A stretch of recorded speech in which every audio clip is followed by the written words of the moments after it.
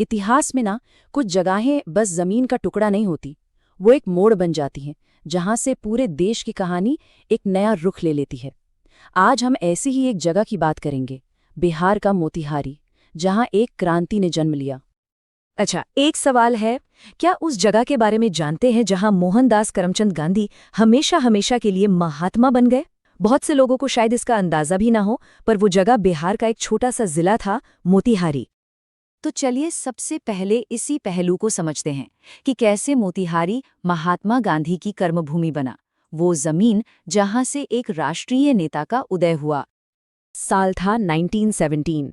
मोतिहारी भारत के स्वतंत्रता संग्राम की पहली प्रयोगशाला मतलब फर्स्ट लैब बन गया। यहीं पर गांधी जी ने अपना पहला बड़ा आंदोलन छेड़ा, चंपारण सत्याग्रह। और यही वो पहली बार था जब उन्होंने भारत में सविनय अवज्ञा का इस्तेमाल किया, यानी अन्यायपूर्ण कानूनों को शांति के साथ तोड़ने का तरीका। लेकिन ये क्रांति कोई एक दिन में नहीं हुई। इसे समझने के लिए हमें जरा इतिहास के पन्ने पलटने होंगे।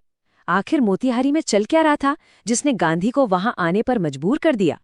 मोतिहारी का इतिहास तो बहुत पुराना और गौरवशाली रहा है। ये प्राचीन मिथिला साम्राज्य का हिस्सा था और मध्यकाल में खेतीबाड़ी का एक बड़ा सेंटर भी। लेकिन ब्रिटिश राज के आने के साथ ही ये उपजाऊ जमीन एक तरह से अभिशाप बन गई। ये दमनकारी नील की खेती का गढ़ बन गया और यहाँ के किसानों के लिए शोषण का एक लंबा अंधेरा दौर शुरू हुआ।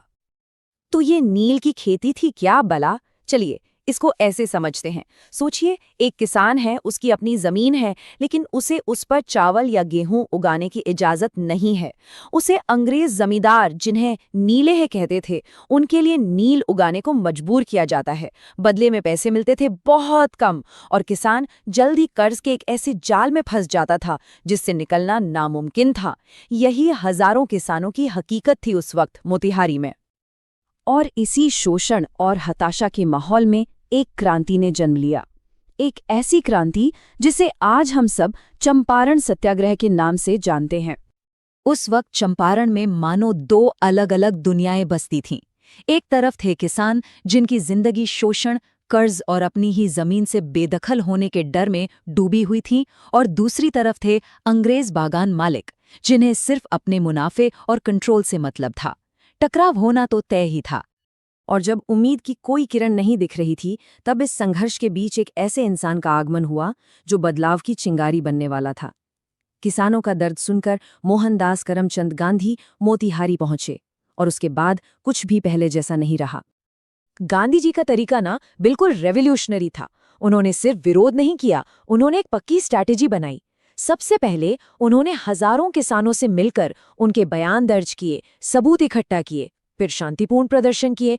जल्द ही ये जो एक लोकल लड़ाई थी, वो एक नेशनल इशू बन गई, जिसने पूरे देश का ध्यान अपनी ओर खींच लिया।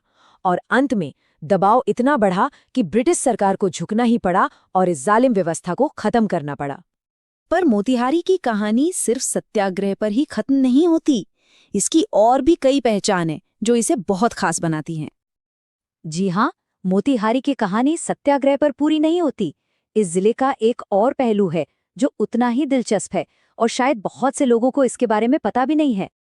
ये एक ऐसी बात है जो अक्सर इतिहास की किताबों में कहीं खो जाती है। एनिमल फार्म और 1944 जैसे दुनिया को हिला देने वाले नॉवेल्स के लेखक जॉर्ज ऑरवेल, उनका जन्म 1903 में यहीं मोतिहारी में हुआ था। उनके पिता ब्रिटिश कॉलोनियल एडमिनिस्ट्रेशन का हिस्सा थे और यहीं पोस्टेड थे। सोचकर ही हैरानी होती है कि दुनिया के सबसे प्रभावशाली लेखकों में से एक ने अपनी जिंदगी के पहले कुछ साल इसी धरती पर बिताए।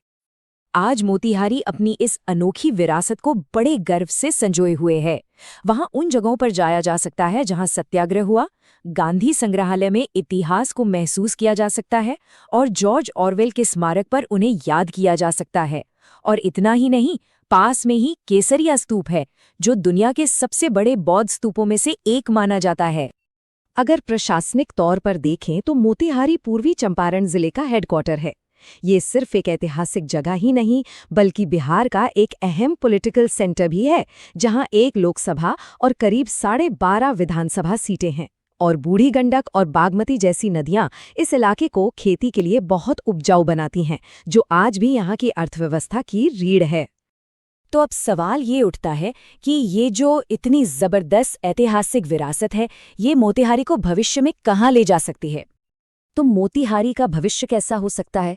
इसकी सबसे बड़ी ताकत इसकी अपनी विरासत में ही छिपी है। गांधी और ऑरवेल की कहानियों के साथ हेरिटेज टूरिज्म में विकास की अपार संभावनाएं हैं।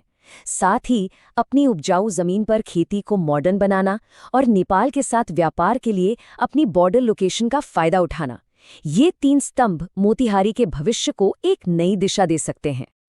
तो हम इस सवाल के साथ इसे समाप्त करते हैं। जिस जमीन ने भारत को महात्मा दिया और जॉर्ज ऑरवेल जैसे साहित्यिक दिग्गज को जन्म दिया, क्या वो अपनी इस अविश्वसनीय विरासत को भविष्य के लिए एक शानदार पर्यटन और सांस्कृतिक केंद्र में बदल सकती है? इसका जवाब ही मोतिहारी की अगली क्रांति लिखेगा।